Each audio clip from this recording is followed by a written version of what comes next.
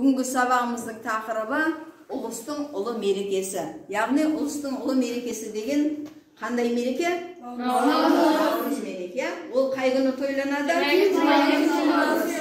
21-22 наурыз ұлыстың ұлы мерекесі.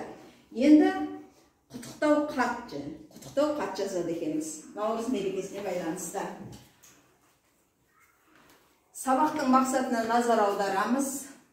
Жанрлық және стильдік ерекшеліктеріне сай құрылымын сақтап, құттықтау құрастырып жазу. Мақсатты түсіндік қой?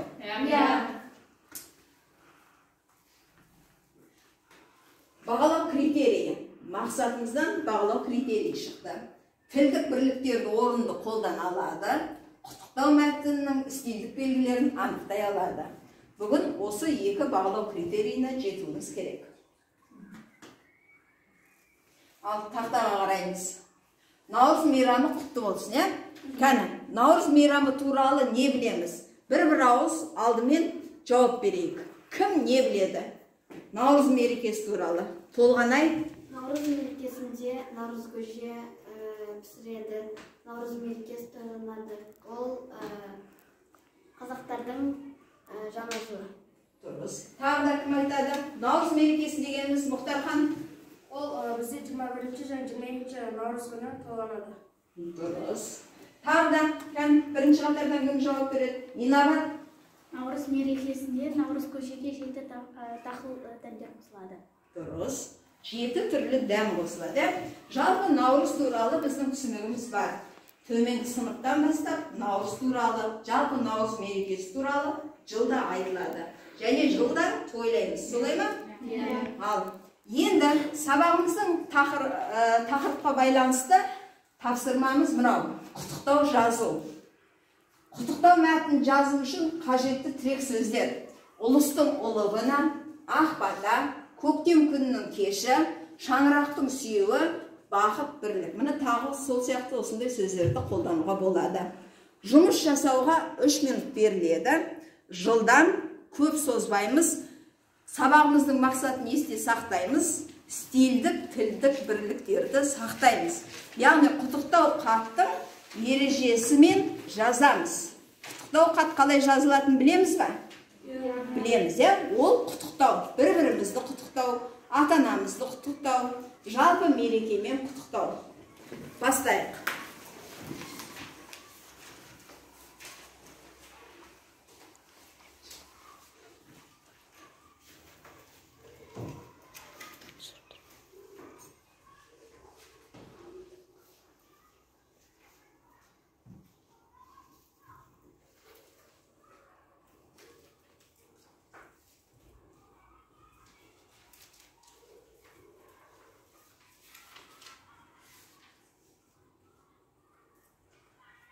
Уақытты тиімді пайдаланамыз. 3 минут.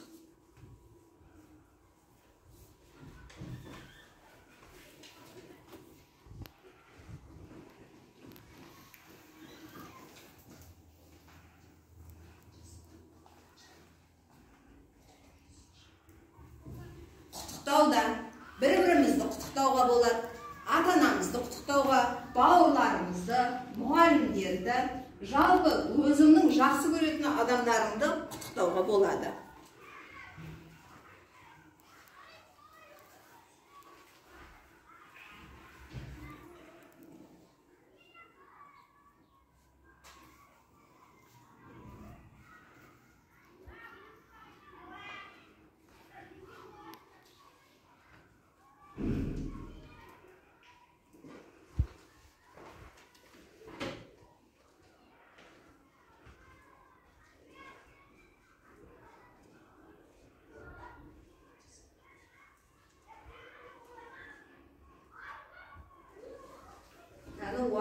Уақыт кетіп бара жатыр.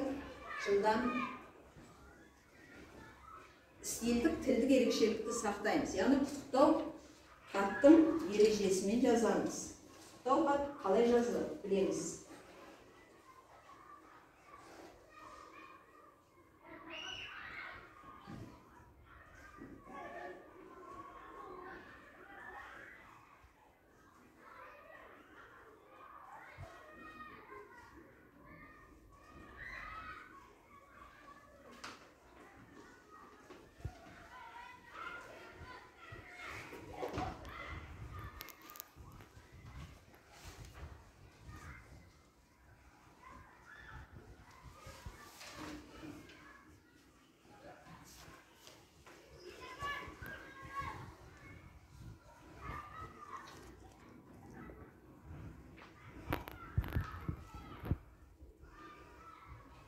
Кәдімгі уақыт аяқталып қалды.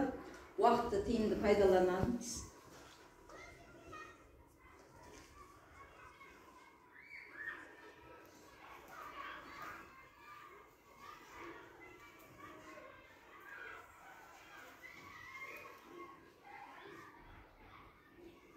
Болды. Уақыт бітті.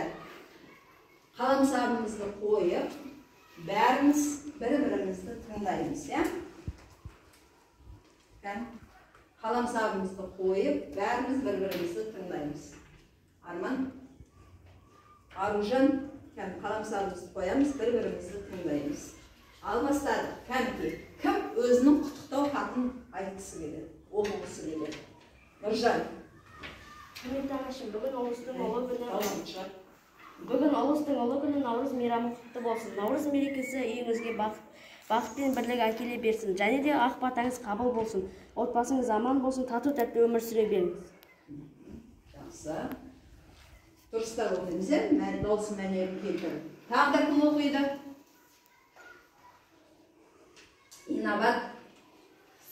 Сәлеметсіздер ме, әке үшін Дауысын шығар. Сіздерді бүгінгі келіп жеткен 22 наурызбен құттықтаймын. Сіздерге бақыт, береке тілеймін. Сіздерді шын жүрекпен құттықтаймын. Жақсы. Мұхтархан оқимын дейді.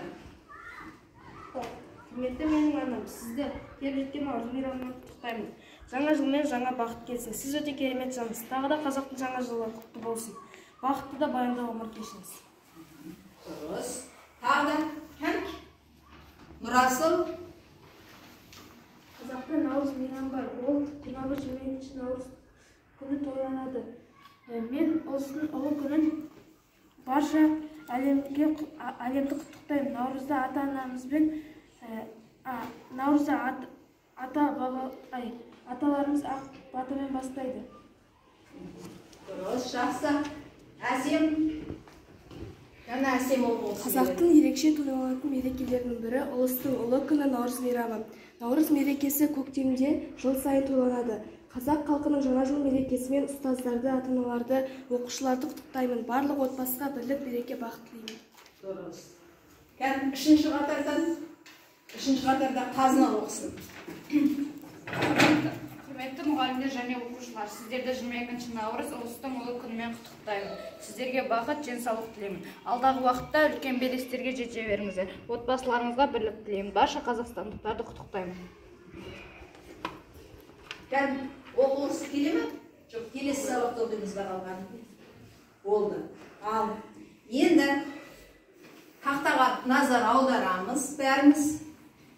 Наурыз мерекесі қазақ халқы үшін несімен ерекшеленеді екен? Бұл бірінші сұрақ. Екінші сұрақ, осы мереке қарсаңында адамдар бір-біріне қандай лебіздерін білдіреді екен? Кәнки, осы сұрақтар бойынша кім жауап береді?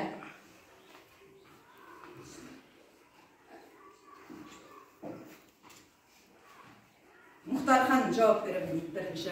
Бірінші сұрақ. Наурыз мерекесі қазақ халқы үшін несімен ерекшеленеді екен? Себебі Наурыз мерекесінде қыз бен жігіт алтыбақан тебеді, мереке өте керемет болып өтеді, және де Наурыз көже дайындалады.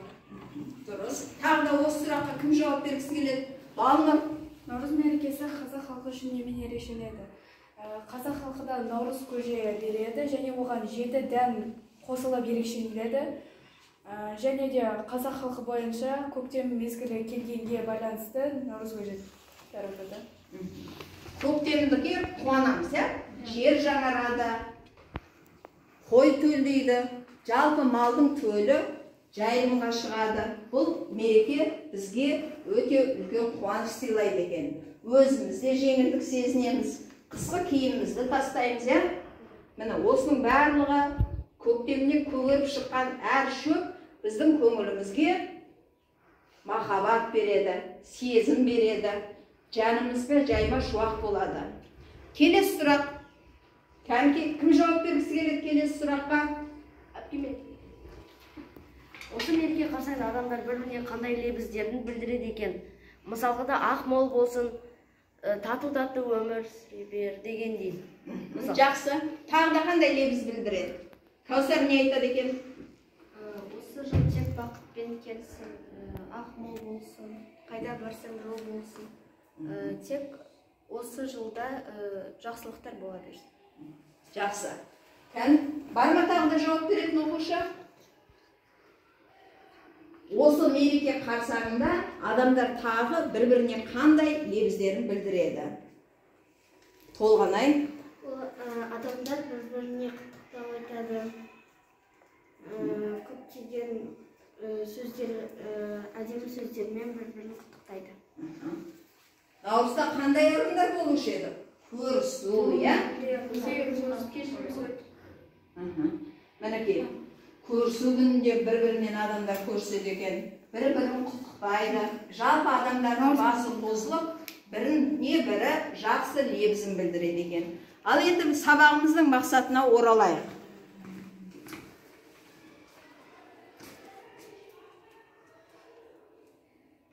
Жанрлық және стильдік ерекшеліктеріне сай құрылымын сақтап, құттықтау құрастырып жазу. Құттықтау құрастырып жаздық па? Жаздық, құттықтау мәтінінде құттықтаудың ерекшелігі сақталды ма? Тілдік бірліктер орынды қолданылды ма? Қолданылды. Мінекей, бүгінгі сабағымыз аяқталды. Рахмет, сау болыңдар.